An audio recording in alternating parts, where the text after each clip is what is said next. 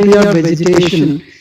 As you might be knowing, no two objects on the planet Earth are exactly ditto, and this property is utilized in remote sensing by way of spectral imaging.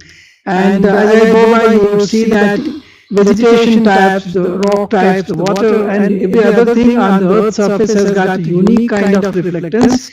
And this is what is caught by the sensors put on the satellites who keep imaging the Earth in its own orbit, and then trying to beam all the time the imagery which is normally available to the users. So users are not aware of most of the things which pertain to the sending a rocket to the space, which carries the payload and sensor, and of course how the data is captured, but they are more concerned about the data which is received at the Earth station in after processing, and also what actually comes to them ultimately as user through sale, distribution, or whatsoever. Now, spectral properties of the features on Earth's surface are so unique that it takes some time for a beginner to understand as what exactly it's all about. In the backdrop, if you see the major benevolent body in the space is Sun, and Sun keeps beaming the energy towards all planets after space, including the Earth, and Earth receives only a fraction of that. And then, of course, we have the green plants, the water bodies, and the Earth's surface, which is either covered or not covered. And plants have this unique property of capturing the energy from Sun and using this energy for photosynthesis, that is for manufacturing biomass. Some biomass is of course food and the stuff that you eat every day. So it is beautiful to think that plants have developed their capacity through chlorophyll to absorb the sun's radiation and manufacture food, which is also shared by humans.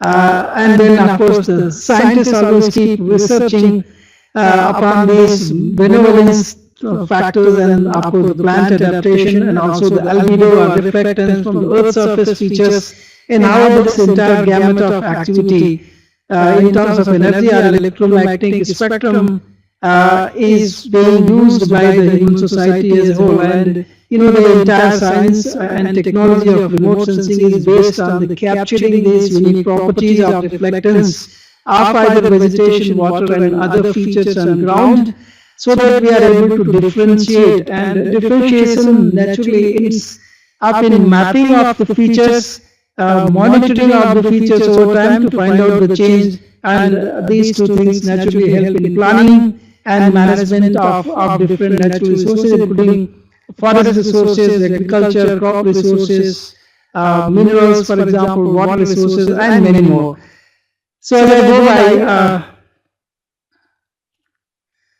you would come to understand as to how these features on Earth's surface behave. Let's begin with radiation from Sun. You see, Earth receives about 1/2 billionth of the Sun's energy output. It's just a fraction, a very minute fraction of the total energy of the Sun, and that energy causes so many, actually drives so many things on the planet's surface. Surface, including warming of oceans, warming of land, and the monsoon, and also a constant temperature, so that vegetation and humans can live together. And also all these things, Sun is the major force driving monsoon cycles, water cycles, and also if there is no water, there is no photosynthesis, because then water or H2O becomes a limiting factor.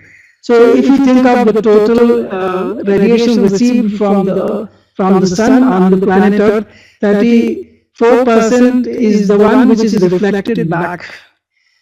42% is used for warming the land surface and water, and 23% is actually responsible for this water cycle. Monsoon or hydrological cycle is part. Monsoon is part of hydrological or water cycle, and wind and ocean currents.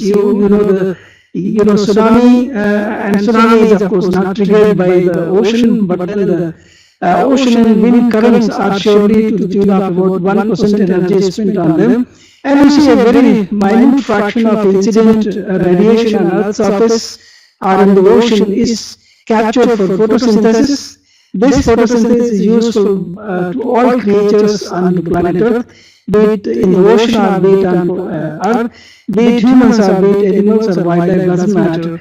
Without photosynthesis, we can't imagine the life. And this is wonderful to see that only 0.003% of the incident radiation only is captured for photosynthesis. Imagine in tomorrow's world, if we can develop plants which are able to capture higher amount of incident radiation and convert that energy into photosynthesis, it will be a great revolution, either genetic engineering or by developing chlorophyll, which can absorb maximum or more energy than whatever so far. And if that happens, these smart plants or smart vegetation can solve actually much of the problems of the humans and of course the planet Earth. Now in this slide you try to see Earth's energy budget. Yellow is the incident radiation which is intercepted in the atmosphere before it reaches to the oceans or to the land.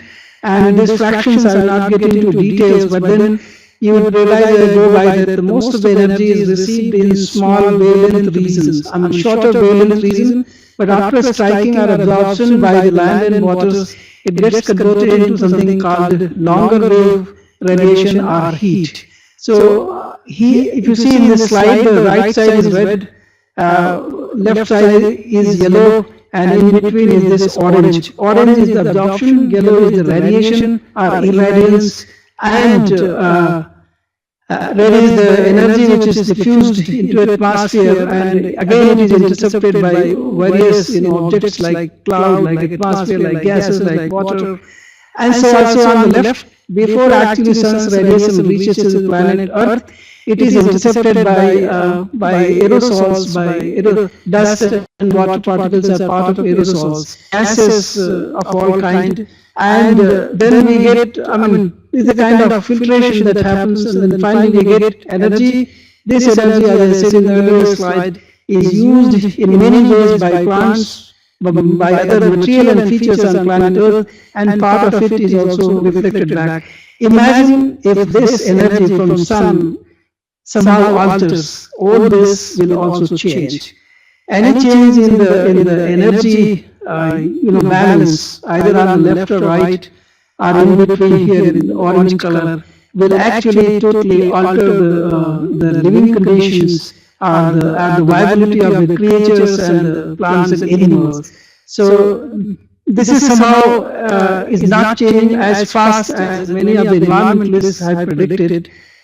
Green, global warming is one which is happening due to the increased level of CO2 in atmosphere, but surely not to the extent, it is not overnight or over day, but it is in a couple of years or maybe 10, 50 or 100 years away, but then it is changing, and the heat which actually dissipates from the atmosphere is blocked on the way by the CO2 layer in the atmosphere, and therefore more and more warming back of the Earth's surface, which might have many ramifications, and like El Nino, like many other ocean currents, change in the living condition, photosynthesis, comfort zone, and of course some plants dominating the others because they are more suitable for the heated environment than the cooler environments, and so on and so forth.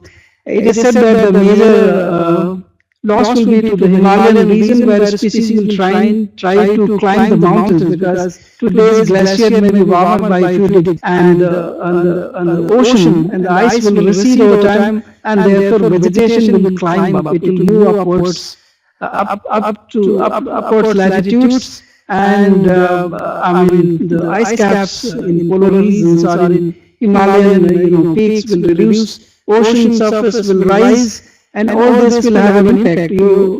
Those from India will be knowing that Dwarka once upon was a land, and it was a beautiful port, Right now it is inside the ocean, about 12 kilometers from the present level, of course. So it has been rising ocean level, and it is expected to rise as per the models and predictions made by the scientists. So it's beautiful to see that, I mean, there is no other known planet which has this kind of benevolence from the sun, and the entire adaptation based on the energy that is received from the sun, evolution of life, plants and animals, and also different varieties of crops, and agricultural and forest production, and so on and so forth. This all is like a big one ecosystem on planet Earth, which involves entire gamut of energy, material, and activity. This slide only shows, if you look at the radiation from sun, you can easily think of electromagnetic radiation. This radiation has got properties like it travels at the speed of light, which is about 300,000 kilometers per second in vacuum. Atmosphere is not a vacuum, and therefore it might differ slightly. It has got wavelength, which is the distance between the two successive peaks. And what are these peaks? These peaks actually denote the frequency, and number of peaks that pass a point in a second is measured as hertz, and wavelength is something which is between these two peaks. As I said earlier, amplitude source is a measure of energy, and it is maximum value of the fields, and more the peaks, over time, more is the energy. You see, as I said earlier, maximum sun's radiation is received in a shorter wavelength region, and by and large, Earth behaves as a black body. I hope you know the properties of a black body. It receives, absorbs, and emits the same amount of energy. That is the nature of the true black body. The total energy received on the Earth's surface is about 6,000 degree Kelvin. Precisely, it is 5,900 something. And before it comes to us, there are various gases. For example, ozone to very, less degree oxygen, water, carbon dioxide. They actually modulate, they absorb, and so the energy which reaches to us is actually a net amount of radiation which comes no doubt from sun minus modulation or interception by the molecules of carbon dioxide, water, and ozone, and ozone is at different levels. Ozone near surface, stratospheric ozone, and the ozone which actually protects from the harmful effects of UV ultraviolet light, which is again from the sun, and CO2 and H2O are the two major gaseous elements, you can say, and which modulate, and therefore when scientists, when they have to develop a sensor, actually they have to look for atmospheric windows, because it is those windows or those regions of electromagnetic spectrum which allow or do not allow scientists to develop a particular sensor for a particular purpose. So you see, much of the energy is in shorter wavelength region, but after striking the surface and water, after absorption, it converts into longer wavelength region which dissipates. So after about 2:30 or so, the surface and the atmosphere starts is cooler, because much of the energy received in the forenoon till about 2:30 starts dissipating into atmosphere. So in the afternoon, if you have cloud, you sometimes feel heat and sultriness. That is because the outgoing long wave radiation, that is heat, is obstructed in its path by the cloud, and this actually results to the local level warming, and surely clouds intercept both incoming and outgoing radiation, as you know. This slide precisely shows the atmospheric windows. By windows I have already explained. These are the wavelength regions where we have freedom to design our sensors. So you see, from roughly 0 to 2, we have quite a bit of width wherein we have freedom, and many of our sensors, they are designed to operate in this wavelength region. Here you see CO2 nearly absorbs all incident radiation, and CO2 has got many values, 1, 2, and of course the water is one of the widest, is between 6 and 8. Then again here 10, this is ozone, and from about 13 to about, less than 18, you see this major absorption by CO2. So when we work, when instrument making companies work on the CO2 measurements, they actually also work on this principle, because CO2 modulates incident radiation. So they use infrared to gauge the CO2, and of course those which measure water vapors also work on almost similar principle. So by this diagram, I need to emphasize that we have fewer opportunities, not that the entire spectrum, electromagnetic spectrum can be used, but we should look for the atmospheric windows or avenues which help us in focusing on those areas for developing the sensors for various purposes. Now, if you look at this, when we talk of visible region in which our eyes operate, you might be knowing the eyes are one of the best sensors available with the humans, and we keep on doing the sensing all the time, day and night, except sleep time.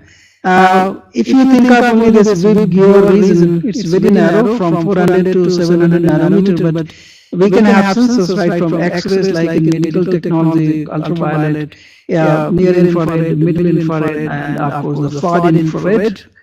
And then far infrared is the one which is called as heat. Then of course microwave, which is the region from about 1 millimeter to 1 meter, and then we have long waves called radio waves, and each one of them have got their own wavelengths, frequencies, and amplitude, and so on and so forth. So whenever we try to develop a sensor, we focus on this property of reflective property of the radiation, then of course absorptive properties, and then the nature, wavelength, and the frequency, and all that matters a lot. So people who deal with remote sensing, image interpretation, and mapping, they should know precisely as to what wavelength are they concerned with, what is their job to be done, and which region or which band is best suitable for their purpose for which they are making use of satellite imagery. In a nutshell, I would like to say that we made a very tiny portion of electromagnetic spectrum for remote sensing per se, although it's possible. We already have microwave sensors, both active and passive, and we have now laser which operates around 1 micron. Radio waves are being used for the broadcast radio transistors.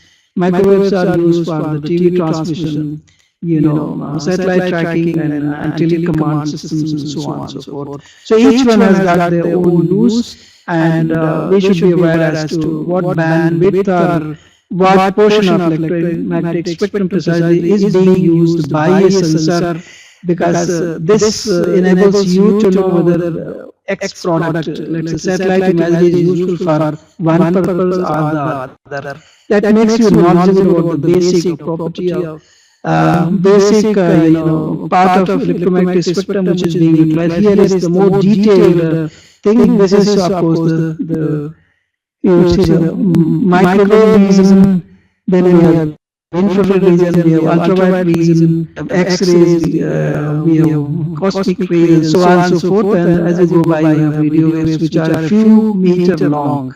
And these details I will not get into, but it's precise to say that eyes operate in a very narrow domain compared to the eyes of the most of the animals of the cat family, the owls, etc. Humans' eye operate in a very limited region of electromagnetic spectrum, but sensors can be developed for a variety of reasons of electromagnetic spectrum, and they are there already used for specific purposes, either for medical imaging or for remote sensing, for example. Up to here, and or for broadcasting and relays and controls and so on and so forth. So it is interesting to see that we are making use of the electromagnetic spectrum, which is again a benevolence of the sun, and without that perhaps we could have been a little constrained either in communication, in remote sensing, in medical imaging, in all these radio relays, broadcasts, and so on and so forth. This I will skip because this is a repeat of that, and the basic player when it comes to vegetation, and so also in each discipline like soil and rocks and water. There are players, for example, those who are interested in water are supposed to focus in the areas like blue and green part of electromagnetic spectrum, and up to middle infrared, because beyond that water is completely absorbed, so there is no point in using higher wavelength reason for sensing of water bodies and or monitoring. In case of vegetation, leaf is the major player because it contains chlorophyll. Chlorophyll A and B, xanthophyll and other pigments actually, and the intercellular spaces and the moisture inside, and the entire structure or you can architecture inside modulates the incident energy from the sun. You notice here that green plants look green because they reflect green to the tune of about 17 to 18%. Imagine if we have plants which reflect 50%, they will be simply super, and the rate of photosynthesis, for example, are for example, plants which absorb the entire incident, red, region, electromagnetic spectrum or energy, they could produce large amounts of biomass and perhaps do away with a lot of things which are related to nutrition, food, and biomass energy. Near infrared, as you notice, with the wider, thicker arrow, is modulated by plant leaf, but it is not dependent on chlorophyll, but structured into cellular spaces as such. And you see, cell structure is important. Surface properties of the leaf are important. A leaf with a reflective surface is a lot better than the leaf with whose top surface is actually has got bristles or hair. Chlorophyll content, of course, the total quantity or density of chlorophyll per unit area and the water content inside the leaf influences reflectance significantly. Invisible and near infrared. In a nutshell, I would like to tell you that if a plant is healthy, everything will be to the tune it is expected inside a leaf, because leaf is a marker or indicator of the health, a number of leaves, leaf area index, and so on and so forth. Now, anything that happens to a plant, let's say less watering or dry season or drought, or for example, lack of nutrients or less nutrients, anything are damaged by anything else, or extra heating and no watering, all those will actually modulate these things, cell structure, and therefore surface properties as well, and the chlorophyll content, and which ultimately will be reflected like the way I have shown here. And these leaves will be different than a healthy plant, and therefore we are able to make out the diseases, the insect infestation in forest areas or plantations, and also in some cases the necrosis and distressed vegetation because of n number of factors. Now, this is a master diagram. Here it is vegetation reflectance, but in the other slides you will see also reflectance of the other ground surface features. Look at the top. The reflectance in visible to near infrared region is mainly due to the leaf and chlorophyll A and B, xanthophyll, and many more. And then, of course, in near infrared, largely it is because of cell structure, which is and intercellular spaces, and also moisture which is inside the leaf. And you will see a mild, not so steep peak, then the absorption or trough, then very high reflection in near infrared region, and of course near about 1.4 and 1.9, there are two troughs which is related to absorption of water. So those who are interested in duration or potential evapotranspiration, they are advised to use this portion of the electromagnetic spectrum or the product generated or imaginary generated in these bands, middle infrared. Normally when you make use of green reflectance, which is about 18%, and red absorption and near infrared reflectance, which are the three wavelength bands which are used for making false color composite, which is called a standard false color composite. It gives you maximum contrast. Why? Because there is contrasting, there are contrasting characteristics over here in terms of reflectance, all right? And this false color composite is by and large said to be good for all kinds of users, although not exactly to all people, but then surely by and large, yes. And imagine if you can engineer plants of tomorrow which have more chlorophyll and therefore more reflection, and this stuff will be deeper, more absorption means more photosynthetic production or biomass, fruit or vegetable or pulses production, and steeper this slope, healthier is the plant. Many scientists are working on the red edge and making use of it to gauge the health of the crop, the health of the plantation, or health of the plant. And this of the blue wavelength and creating an illusion called sky. We avoid blue because the image contrast will not be good if you use blue, but in normal camera photography you cannot avoid blue. You have to take, because it is close range photography, blue, green and red, and then there is nothing called chlorophyll reflection or absorption. It's only simple RGB, only intensity matters. Now here you see an additional, two additional reflectance properties in terms of dry bare soil and of course the reflectance from the water, and you see it is something at 0.75 micron, because after this it is completely absorbed. So therefore those who are interested in water, they use satellite imagery which has been acquired using this portion of electromagnetic spectrum, while vegetation and crop specialists make use of imagery which has been acquired using at least green band, and if your other band is not harmful, which I don't mean to say, but surely green reflectance, red absorption and high near infrared reflectance. If the soil doesn't have pigments, soil doesn't carry photosynthesis carry on, and of course soil also has got some soil has got water or moisture, and you can see these peaks which are correlative, and it is entirely different, just like a flight curve, and these properties, those people who understand as to how a particular feature on ground in terms of spectral reflectance behaves, they will perhaps be better interpreter of the satellite imagery. This is what I mean to convey. Here you can see some more features like deep water and shallow water.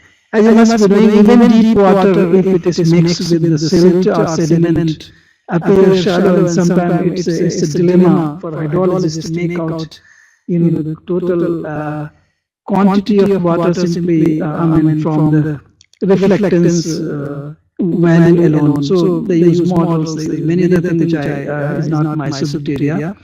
And you see among the soils, the silty clay soil and the muck soil, they behave differently because of the inherent properties, and of course the green leaf you see as usual I have shown earlier, and the beautiful thing which you did not see earlier is here this water which is deep or water which is shallow. Sometimes deep water appears shallow and will have this property because it has a whole lot of sediment load, especially during rainy season anywhere in the world. Here you can see a spectral reflectance of healthy and stressed vegetation. Stress could be because of less availability of water, less availability of nutrients, higher temperatures. Even humans can add to vegetation stress, and this will modulate the quantum of the chlorophyll. This will also modify or perhaps alter the leaf properties like leaf structure, and that in the course of time actually amounts to leaf stress of some kind, and this leaf stress is actually reflected if you have this kind of curves from the vegetation. Look at the green one; it shows healthy green vegetation. The next one is a stressed vegetation. You see here, all things are happening. Green reflectance is not too much affected, slightly, but then photosynthesis, chlorophyll is less, and therefore it is stress vegetation subsequently is shallower. All right, and then here you see infrared. Here you see the steep slope, but subsequently the slope is not so steep, and the peak is not like healthy vegetation, it is less and less, but basic properties remain. Water absorption here is same, although you can see here there is a whole lot of change in the reflectance. It is increased because water is not there in the leaves, and here again. So any stress that amounts to any stress for vegetation or any property change in other features on Earth's surface will actually be reflected in this spectral reflectance diagram. And this diagram would of course tell the interpreter the properties of the feature, and when he interprets the imagery, he will take care. Normally, he will make use of this knowledge in the interpretation. Here is the case from the diseased vegetation. Of course, you can see the healthy one first, and then you can see the green one soon after the disease has set in. And of course, the last one long after the disease has set in, and you see the green reflectance has disappeared. Red absorption for photosynthesis is no more there, and the leaf structure is totally modified because plant or vegetation is diseased. So if you have healthy and diseased vegetation side by side in any satellite imagery, it is most likely that you will be able to differentiate diseased vegetation from healthy, because chlorophyll has got changed, and since chlorophyll quantity and condition change, the photosynthesis is not there, and then the overall cell structure is also affected. So from normal curve, it has finally resulted. People often ask me how to detect disease using remote sensing, and this diagram is just one line explanation for that. Diseases of all kind modulate the chlorophyll content and the cell structure, and therefore the change in the reflectance pattern of the vegetation, which provides contrast from healthy one, and that is the way how we identify diseased vegetation. And if you think of the different vegetation on planet Earth, there are many types. Here I have only 6 of them, and they are very close by because these vegetation and forest types are very close to each other. But then you see, if you have to take this color, which is of mature oil palm, and think of this one, which is young oil palm, there is very high contrast. Because young oil palm or young trees, young plantations are full of chlorophyll, per unit area chlorophyll density is very high, so you can see their reflectance pattern is different. This is the reason as to why we are able to differentiate different vegetation types. For example, this will be mature palm will not have overlapping signature with the forest area, and forest area will not have overlapping signature with the banana, and so on and so forth. But surely you will have some problem between this and this, and more so between this and this, more so between this and this and this. And if they are far apart, maybe this from this, or this from this, or this from this, then you can think of having better contrast in vegetation types, and therefore ease of interpretation, mapping, and monitoring. Now here you see the birch, and you see fir, and you see pine, and grass, of course. It seems here the grass has got maximum chlorophyll per unit area density, you can call it, and see a typical curve, but the other coniferous species are not having chlorophyll to that extent, and therefore lower level, although the basic curve is same. But then the peak attained by the grass is much more than for birch and pine and fir. And therefore, if you have this kind of situation in field where grass, birch and pine and firs at the same place, I can say with confidence that this satellite imagery will have maximum contrast. And this contrast means higher accuracy of mapping, better monitoring, and so on. This figure shows the reflectance and vegetation growth stage relationship. Here is the moist soil, here is the dry soil, and here is the surface of the soil without vegetation, and after it vegetation develops and canopy is there, then there is a whole amount of change in the reflectance. Vegetated area generally near infrared will have more higher reflectance because of large leaf area index compared to a surface which is bare soil. And the diagram conveys as to when vegetation develops, everything changes. The albedo of the earth's surface changes. The land is covered with vegetation has got chlorophyll, moisture, etc., and it develops a canopy. Canopy, then if it is closed canopy, then canopy becomes the surface, the soil is masked, and this is where entirely in a different way than the bare soil.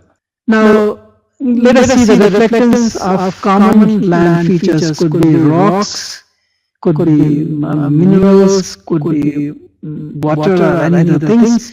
And you see that if I have to plot all those, in this graph it will be very clumsy, but you can see that geological features and plant features, soil, everything has got its own characteristic reflectance pattern, which I always say that each feature on the Earth's surface is unique, and therefore we are able to identify, although nobody has said so far that yes, because of this property we can identify 100% all Earth's surface features. Why? Because there are overlapping signatures, and this creates a problem in all kinds of classification techniques, algorithms, and so on and so forth.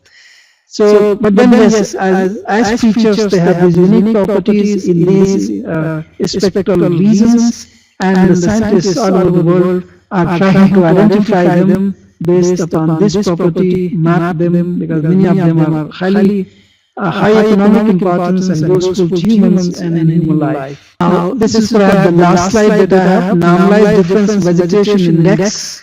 I hope many of you are aware that we make use of R and near infrared to create an index which is indicative of the greenness, the robustness or health of vegetation, and this can be further density sliced, and some people density sliced to make the vegetation cover or crop cover or forest cover from this. Here you can see the FCC, this basically is the one, the red band, infrared band, and from that you can generate a gray image. NDVI values, when you generate through NDVI, it varies from -1 to +1. You can have the density slicing and assign a color as you wish, or you can make a vegetation cover density map, etc., which is useful in more than one way. And NDVI is the most widely used vegetation index globally, although there are more than 275 vegetation indices throughout. Indices are a product of reflective or reflectance property of the vegetation. So also in many other science disciplines, they have their own indices to be able to identify the features of particular interest and able to map and monitor. I have some sample images for you, and see this image, I will not say which area or what. This area has got a whole lot of shades of red. One thing is that red is particularly associated with the green live vegetation. So one clue that you get from this is that it must be vegetation, it must be green, And it is also, this is different, for example, from this, so it must be a different vegetation. So also, for example, this one is different from this or this, so it must be different. And scientist, when he sits on for interpretation, first he goes to the ground, try to identify the things on ground, then looks at the imagery. Mostly in optical data, ground and imagery, they are one-to-one correlated, so easy to interpret, but not so good in microwave data or even LiDAR data for that matter. Because LiDAR and microwave depend upon the vegetation structure and composition rather than reflective properties of the vegetation. Naturally, a question arises, can we interpret all kinds of vegetation? Yes, this is a planted area, and this is a unique plantation, and therefore we are getting very high contrasting. This is sal plantation, pine plantation, this is the mango and the lychee plantation, this is champa plantation, you can see bamboo, you can also see the poplar nursery and the lawns, and the building and the mango grove, a couple of trees planted together. And of course, a variety of the trees that are in the campus of Forest Research Institute, and you can also see eucalypt, how they look. And if this is a characteristic, you can easily assume this all should be eucalyptus, and it is true. You can see a sago, teak, and if you know this is teak, you can also know this might be teak, and this is true. Although teak with some other growth, this is also teak, and this is also teak. That is why I use remote sensing, and if you know some plant for sure by ground truth and also on image, then you economize in the survey and spend less money by going to every patch normally otherwise you need. If you know one patch, you can make out a lot of things about the other patch or something like that. For example, if you know that this is pine, cheap pine, then the next question is it also cheap pine, and the answer is yes. So there is economy, there is accuracy, and surely I would say that the spectral properties of Earth's surface feature greatly captured by the sensors and converted into image enable us to be able to monitor, map and monitor and assess quantity, spread, distribution, and so on and so forth. Other things I will not get into detail, but look at this forest plantation and agricultural crop, very high contrast. And this again is in contrast with crop, eucalyptus, for example, here is in high contrast with the crop. And harvested, forest area, mostly it was eucalyptus. If you know this is eucalyptus, then surely this and this all should be eucalyptus. So this is how there is economy in mapping using remote sensing, and scale plays a larger role. See, this is a larger scale than this one. Here you see there is also a small tiny dots only, but here you can see these are big houses. You can even count houses going to without going to this area. So that kind of capability to exist, and we have also high resolution data. And we have some features like shifting cultivation in Northeast India, Odisha, Chhattisgarh, and other states of India. And you see the blue one where it just burnt, ready for deblowing of the seeds and cultivation. And these are all different shades of red, secondary forest which has come after shifting cultivation, and the original forest which was there in the entire area but now used by shifting agriculturists. There is no correct biosphere. This is Tura in Western Meghalaya, and all this is secondary vegetation, the burnt area ready for cultivation, and the original vegetation, which is very dense and tropical, almost tropical rainforest type, tropical wet evergreen, forest type which is now protected. So again, why do we see different shades of red? Why do we see different shades of blue? Why do we see different shades of Earth's surface over here, for example, and here? This is all because these cover types or these features have got their unique reflective properties in different wavelength regions, which are used for making false color composite or imagery. Then this is tsunami, and you can see if you are a biologist, for example, interested in mangroves, then you can focus that all these red areas They have the mangrove forest, the Trinket Island in Andaman and Nicobar Islands, so also over here. And these are uplands where salt water and freshwater interface is not there, and therefore these areas don't have mangrove forest. In 2004, when the tsunami came, actually this island got cut into two due to the strong waves. And now this is Trinket 1 and this is Trinket 2. But the beauty over here, you can see cloud shadow, you can see shadow waters, you can see part of land, which are submerged which have got water, vegetation underneath. All the land has been washed away, and you can see the vegetation which is not underwater, and you can see human enterprises like agriculture over here, and so on and so forth. So beauty because of reflective properties of the vegetation, and otherwise you will not be able to see the imagery of this high quality. Thank you very much.